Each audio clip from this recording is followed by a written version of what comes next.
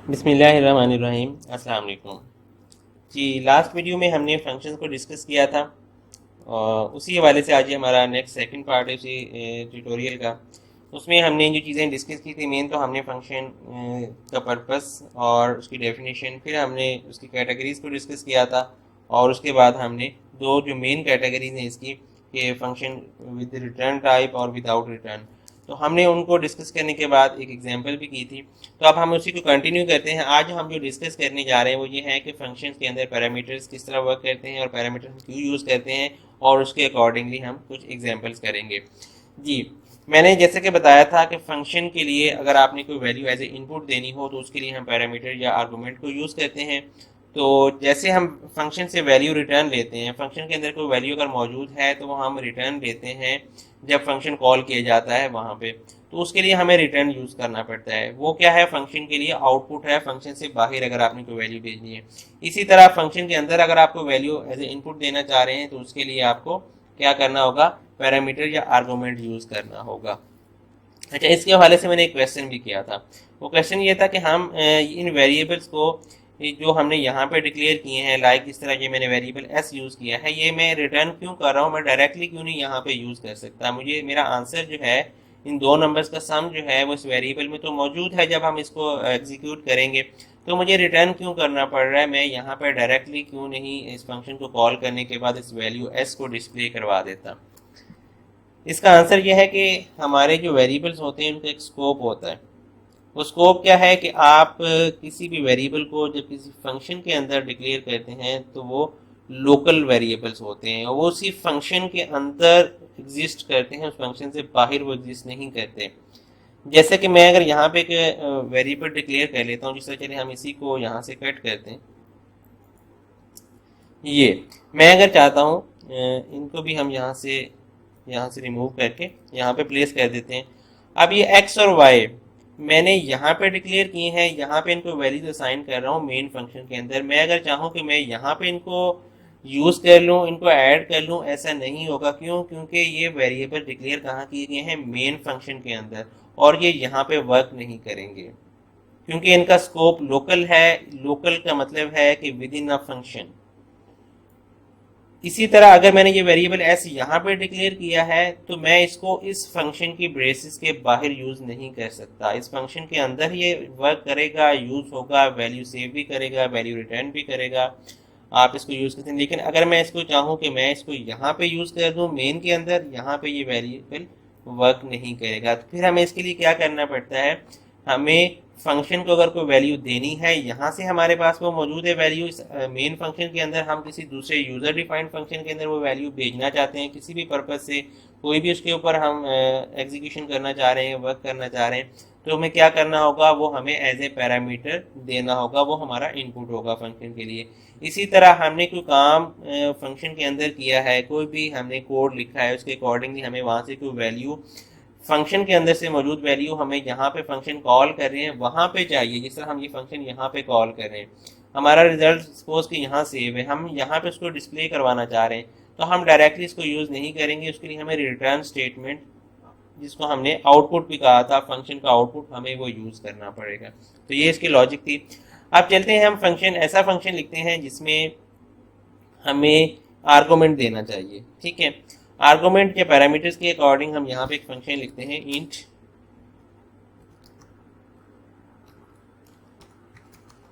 Square. हम एक function बनाते हैं जो कि स्क्वायर आपको रिटर्न करेगा। हम उस फंक्शन को क्या करेंगे, कोई भी एक नंबर उसको इनपुट देंगे और वो उसका स्क्वायर हमें फाइंड कर देगा। स्क्वायर मतलब कि उस नंबर को खुद से मल्टीप्लाई करेगा और जो भी उसका आंसर होगा वो हमें रिटर्न कर देगा। ठीक है, यहाँ से हम इस कोड को थोड़ा मॉडिफाई करते हैं। ठीक है, मैं वेरिएबल एक ही डिक्लेयर कर लेता हूँ, इस फंक्शन को हम यहाँ पे रहने देते हैं। ठीक है, यहाँ पे हमारा कोई भी पैरामीटर नहीं था, यहाँ पे हम पैरामीटर के साथ करेंगे। हमने इंटर नंबर, एक नंबर इंटर करवा रहे हैं हम यूजर से, वो उस वेरिएबल एक्स में सेव हो जाएगा। अब हमने ये नंबर यहाँ पे भेजना है ताकि वो उसका स्क्वायर रूट फाइंड करे, सॉरी स्क्वायर फाइंड करे।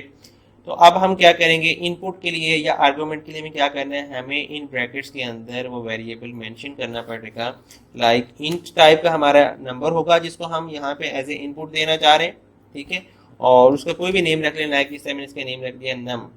तो ये हमने एज ए पैरामीटर यहाँ पे एक वेरिएबल बना दिया। अब इसको हम फंक्शन के अंदर यूज़ कर सकते हैं। कैसे? हम यहाँ पे एक वेरिएबल बनाते हैं जिसमें हम इसका जो स्क्वायर है वो फाइंड करेंगे, नम मल्टीप्लाई नम। अब ये वेरिएबल इटसेल्फ मल्टीप्लाई होगा खुद से, और जो भी इसका रिजल्ट होगा वो हम रिटर्न कर देंगे। ठीक है, अब ये वैल्यू हमने यहाँ से भेज दी यहाँ पे। ये हमने इसकी डेफिनेशन या उसको कह लें कि डिक्लेरेशन में मेंशन कर दी है, लेकिन फंक्शन जब कॉल किया जाएगा तब भी हमें थोड़ा सा कोड डिफरेंट तरीके से लिखना होगा। जैसे हमने ये फंक्शन कॉल किया था तो जस्ट हमने फंक्शन का नेम लिखा था और ओपन एंड क्लोज ब्रैकेट्स, इसके अंदर हमने कुछ नहीं लिखा था। लेकिन अगर हम इस फंक्शन को लिखने जा रहे हैं जिसके साथ पैरामीटर शामिल है, तो हम क्या करेंगे, हमने यहाँ पे फंक्शन का नेम लिखना है स्क्वायर। हमने यहाँ पे उसको वैल्यू पास भी करनी है, क्योंकि हमने ये फंक्शन की डिक्लेरेशन के वक्त बताया है कि हमें एक इंटीजर टाइप की वैल्यू रिक्वायर्ड है जिसको वो मल्टीप्लाई करेगा, उसका जो भी हम डेफिनेशन में चीज़ दे रहे हैं उसको। तो यहाँ पे हम मेंशन करेंगे वो वैल्यू। वो आपकी वैल्यू कांस्टेंट भी हो सकती है, एक वेरिएबल भी हो सकता है। जिस तरह हमने इसके लिए एक वेरिएबल बनाया था एक्स, हम यहाँ से एक्स को इस ब्रैकेट के अंदर मेंशन करेंगे। ठीक है, एक्स की जो भी वैल्यू यूजर एंटर करेगा वो इस वेरिएबल एक्स में सेव होगी, और हम जब फंक्शन कॉल करेंगे तो वो वैल्यू यहाँ से पास करेंगे। ये वैल्यू कहाँ जाएगी? इस वेरिएबल नम में। ये हमारा अगर इंटीजर टाइप का वेरिएबल है, पैरामीटर है, तो हमें यहाँ से वैल्यू भी इंटीजर टाइप की भेजनी होगी। अगर हम यहाँ से वैल्यू जो है वो इंटीजर भेज रहे हैं और यहाँ पे अगर हम डबल कर देते हैं तो ये रॉन्ग होगा, या हम इसको स्ट्रिंग कर देते हैं। हमने अगर वैल्यू इंटीजर टाइप की भेजनी है तो यहाँ पे हमारा जो आर्गूमेंट या पैरामीटर होगा उसके साथ भी टाइप हमने वही मेंशन करनी है। अब हम इस फंक्शन को रन करके देखते हैं, हमारा आउटपुट सम नहीं आएगा बल्कि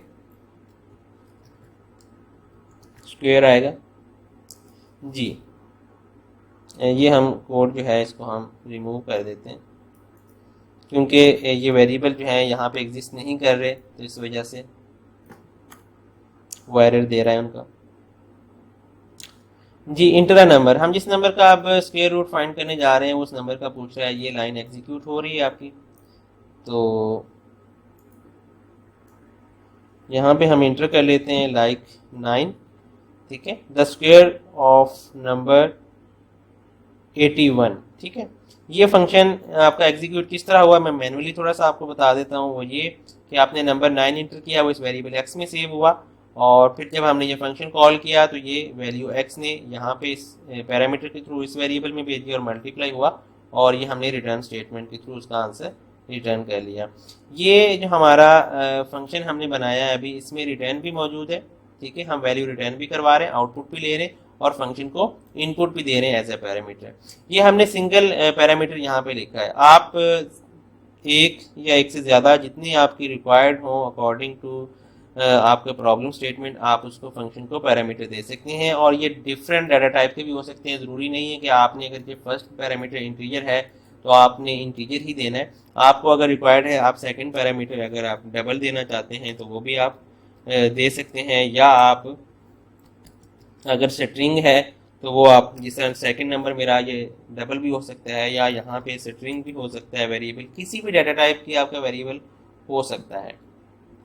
ठीक है, अब हम एक और फंक्शन बना लेते हैं, लाइक जिस तरह चलिए हम इसी को मॉडिफाई कर लेते हैं। जो हमने फंक्शन बनाया हुआ था सम का, हम इसमें दो पैरामीटर्स ले लेते हैं। ठीक है, इंट num1, और इसको हम सेपरेट करेंगे कॉमा से, इंट num2। यहाँ पे पहले जो हमने इसकी डेफिनेशन लिखी हुई थी उसके अंदर क्या था कि जो जिस नंबर्स को हम सम कर रहे थे वो यहाँ फंक्शन के अंदर से ही ले रहे थे, चाहे वो यूजर से इनपुट ले रहे थे या हमने खुद लिखे हुए थे या उनको वैल्यू असाइन की थी जब हमने डिक्लेयर किया था, उन वेरिएबल्स को इनिशियलाइज कर दिया था। अब हम क्या करेंगे, हम ये यहाँ से वैल्यू लेंगे। मैं इसको थोड़ा सा कोड को यहाँ से मॉडिफाई करूँगा, इंटर फर्स्ट नंबर, और ये वेरिएबल एक्स में सेव हो गया। इसी तरह मैं यहाँ पे वाई वेरिएबल भी ले लेता हूँ, और हम सेकंड जो वैल्यू है वो भी यूज़र से इनपुट करवा लेते हैं, वो वेरिएबल वाई में हम सेव कर देते हैं। अब हम क्या करेंगे कि हमारे पास ये दो नंबर्स एज ए इनपुट होने चाहिए जब हमने फंक्शन को कॉल करना है। तो हम जब इस फंक्शन को कॉल करेंगे सम को, तो हम क्या करेंगे, फर्स्ट वैल्यू x है, फिर कॉमा से उसी तरह हमने कॉमा से सेपरेट करना है, दूसरी वैल्यू हमारी y है, वो यहाँ से हम इस तरह दोनों वैल्यूज पास करेंगे। अब फंक्शन की डेफिनेशन में आ जाते हैं। वैसे फंक्शन की डेफिनेशन पहले लिखनी चाहिए थी, मैंने फंक्शन को कॉल कर दिया पहले। यहाँ पे हम इसकी डेफिनेशन में क्या करेंगे, वही जो हमने पहले किया था कि वेरिएबल डिक्लेयर कर लेते हैं, RES में नाम रख रहा हूँ उसका एज ए रिजल्ट। तो क्या करेंगे, num1 प्लस num2, ये इन दोनों वैल्यूज को सम करेगा और इसका रिजल्ट जो है इस वेरिएबल में आ जाएगा। अब हम इसको रिटर्न करवा देते हैं जी। इसको हम कंपाइल और रन करते हैं कोड को जी। फर्स्ट वैल्यू हमारी 15 है, 16 और सेकंड हम इंटर कर देते हैं 19। ये देखें दोनों का सम जो है वो 35 हमारे पास आ रहा है। अब इसमें हमने दो पैरामीटर्स पास किए लेकिन दोनों की डाटा टाइप सेम है। जैसा कि मैंने पहले बताया था, आप सिंगल पैरामीटर के साथ भी कह सकते हैं और मल्टीपल पैरामीटर्स भी हो सकते हैं, लेकिन डाटा टाइप डिफरेंट भी हो सकती है। आपको अगर ऐसा है कोई फंक्शन जिसमें आप एक इंटीजर है, डबल, फ्लोट, जो भी आप सेकंड पैरामीटर के साथ उसकी जो रिक्वायर्ड डाटा टाइप वो आप मेंशन करके उसके अकॉर्डिंग भी अपना फंक्शन बना सकते हैं। ये आपकी रिक्वायरमेंट या प्रॉब्लम स्टेटमेंट पे डिपेंड कर रहा है कि आप फंक्शन के लिए पैरामीटर्स कितने रिक्वायर्ड हैं और किस डाटा टाइप के रिक्वायर्ड हैं, वो आप उसके साथ मेंशन करेंगे। जिस डाटा टाइप के पैरामीटर्स आप यहाँ पे मेंशन करेंगे उसी डाटा टाइप की वैल्यूज आप यहाँ से पास करेंगे। जिस तरह हमने यहाँ से वैल्यू जो पास की हैं वो वेरिएबल्स के की हैं। आप यहाँ से कांस्टेंट वैल्यू भी दे सकते हैं। लाइक मैं फर्स्ट वैल्यू यहाँ पे 9 दे देता हूँ और सेकंड में यहाँ से दे देता हूँ 8।